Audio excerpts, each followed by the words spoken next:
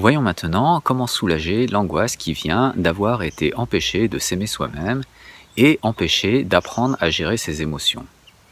Comme je disais en parlant des causes, cette angoisse vient du fait que tant qu'on n'a pas développé ces deux capacités, on reste dépendant d'une ou plusieurs autres personnes pour nous calmer et nous rassurer, et cette dépendance nous laisse dans une situation dangereuse puisque on est perdu si ces personnes nous laissent tomber. Encore une fois, si on n'a pas développé ces capacités, c'est pas de notre faute, c'est certainement parce que pendant notre enfance, il était trop dangereux de le faire, ou en tout cas, on n'a pas eu suffisamment de bonnes conditions pour apprendre. Alors, qu'est-ce qu'on peut faire pour renforcer notre capacité à contenir nos émotions et renforcer notre capacité à nous aimer nous-mêmes? Comment devenir plus fort émotionnellement pour ne plus se retrouver dépassé par les émotions qu'on ressent? Pour ne plus avoir à dépendre de comportements ou de produits qui nous pourrissent la vie pour se calmer. Ou pour ne plus dépendre, pour se calmer, de gens dont on a peur qu'ils nous abandonnent. Ces produits et ces comportements, ces remèdes extérieurs, ils nous font rester dépendants et ça, on le sait bien. Et c'est facile de se dire qu'on est nul, raté, qu'on veut rien. Et évidemment, si c'est ça l'opinion qu'on a de nous-mêmes, on se retrouve malheureux, déprimé, angoissé. Alors, comment faire pour basculer vers s'aimer soi-même? D'abord, j'espère que présenté comme ça, c'est clair que les médicaments ne sont pas une solution. Parce qu'ils ont pour effet de réduire nos émotions, de masquer le problème, au lieu de le résoudre. Les médicaments ne changent pas notre opinion de nous-mêmes.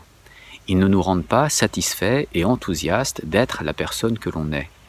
Les antidépresseurs, citalopram, paroxétine, fluoxétine, trazodone, lorazépam, venlafaxine, sertraline, ou les noms commerciaux comme Séropram, Divarius, Prozac, Temesta, Celexa, Effexor, Zoloft, Lustral, et les autres médicaments censés stabiliser l'humeur comme le lithium ou Seroquel, Iseroquel, ou olanzapine, Zyprexa, ou mieux, ces produits apportent un répit temporaire.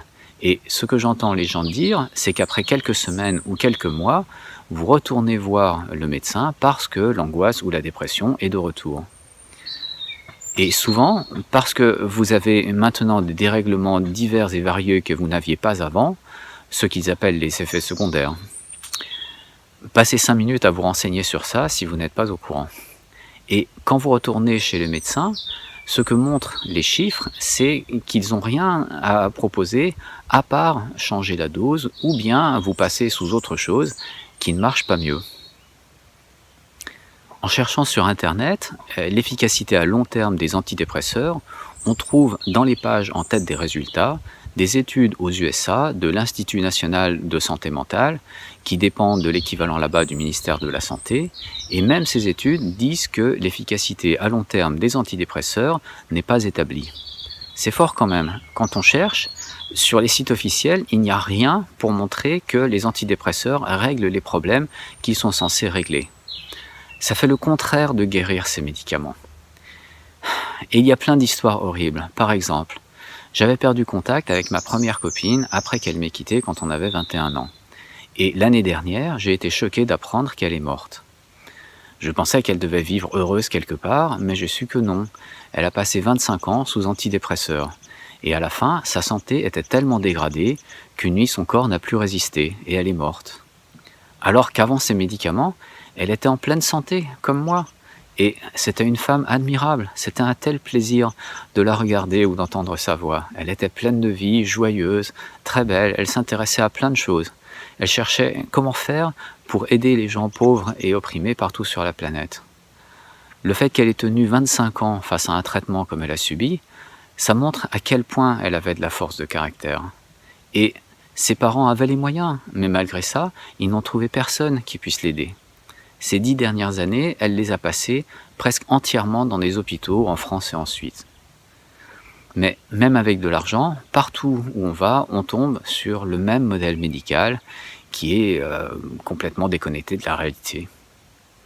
Je me rappelle une fois, quand on avait 20 ans, j'étais allé avec elle voir la psychothérapeute qu'elle consultait pour l'angoisse qui la gênait parfois pendant des semaines. Je voulais voir avec cette psychothérapeute de quoi elle pensait que venait l'angoisse de ma copine, parce que j'étais persuadé qu'il devait y avoir de bonnes raisons pour qu'elle ressente ça.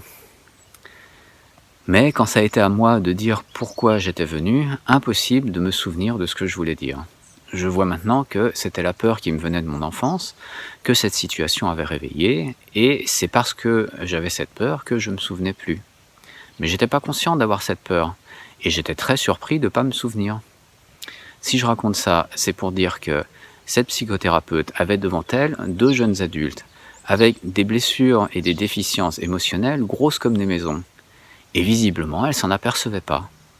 C'était à Berne, la capitale de la Suisse. Une psychothérapeute, toute diplômée comme il faut, avec un grand cabinet privé dans un bel immeuble. Et pourtant, elle n'a rien pu faire pour ma copine. J'imagine que tous les médecins et les psychothérapeutes qui se sont occupés d'elle ont essayé de l'aider, mais apparemment, sans chercher à comprendre plus loin que de dire quand on voit quelqu'un qui se comporte comme ça, on ne sait pas. Tout ce qu'on sait, c'est qu'on appelle ça de la schizophrénie. Ce qui explique absolument rien. Moi aussi, ils auraient pu me diagnostiquer comme ça 1 fois ou 2 dans ma vie. Alors que ça venait de pas s'aimer soi-même, à cause de traumatismes émotionnels. Je le sais maintenant pour moi. Mais ça, c'est pas dans leur formation. Et ensuite, ils disent, faut prendre des médicaments. Et pendant 25 ans, ils l'ont bourré d'antidépresseurs, en regardant sa santé se détériorer, jusqu'à ce qu'elle meure. Bravo, belle efficacité. Ah, c'est tellement frustrant de voir des désastres comme ça, par des gens qui, oui, veulent aider, mais ne voient pas qu'ils sont eux-mêmes touchés, et qu'ils font le contraire. Et malheureusement, c'est courant, c'est des millions de gens qui, non seulement ne sont pas soulagés par les médicaments, mais pendant ce temps-là, leurs blessures émotionnelles ne sont pas soignées, et leur santé empire. C'est pour ça que je parle de ça, pour aider à faire prendre conscience que c'est un problème qui touche énormément de monde, et pour l'instant ça passe inaperçu. Pour moi, c'est de loin le plus gros problème de l'humanité en ce moment. C'est des millions de gens qui vivent sans le savoir, avec une grande partie de leur attention bloquée par la peur et la honte depuis l'enfance. Et ça empêche d'être suffisamment calme pour penser clairement. Et donc, ça empêche de résoudre plein de problèmes, chacun dans notre vie personnelle, mais aussi dans la société. C'est pour ça, à mon avis, que la médecine et les institutions officielles sont tellement à côté de la plaque. Je leur en veux pas, je vois bien que c'est parce que eux aussi souffrent du même genre de traumatisme. Ils sont pris par la peur et du coup, ils ont du mal à voir clairement ce qui se passe. Alors que des solutions existent pour soigner les blessures émotionnelles. Donc, je veux aider à faire prendre conscience de ce problème et de ses solutions, parce que je vois à quel point ça améliorerait la vie pour tout le monde. Alors, pour finir, les médicaments. Les médicaments, en effaçant les fortes émotions qui mettent sur la piste des problèmes émotionnels à résoudre, rendent ces problèmes plus difficiles à identifier. Ce qui fait qu'il devient plus difficile d'aider les gens qui souffrent. On me dit, oui, mais dans certaines urgences, le fait de donner des médicaments pour soulager les troubles émotionnels, ça peut être utile.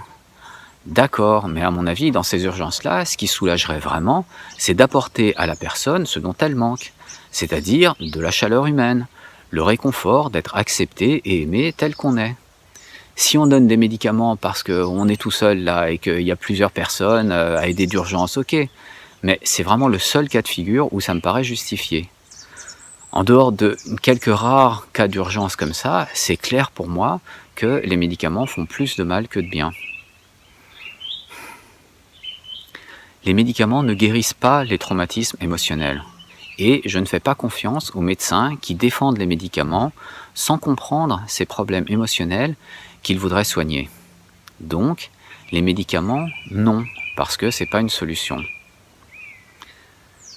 Voilà, si vous avez des commentaires, si vous trouvez que je me trompe ou que j'exagère, je vous invite à venir en discuter dans les commentaires, pour que tout le monde voit et puisse en profiter.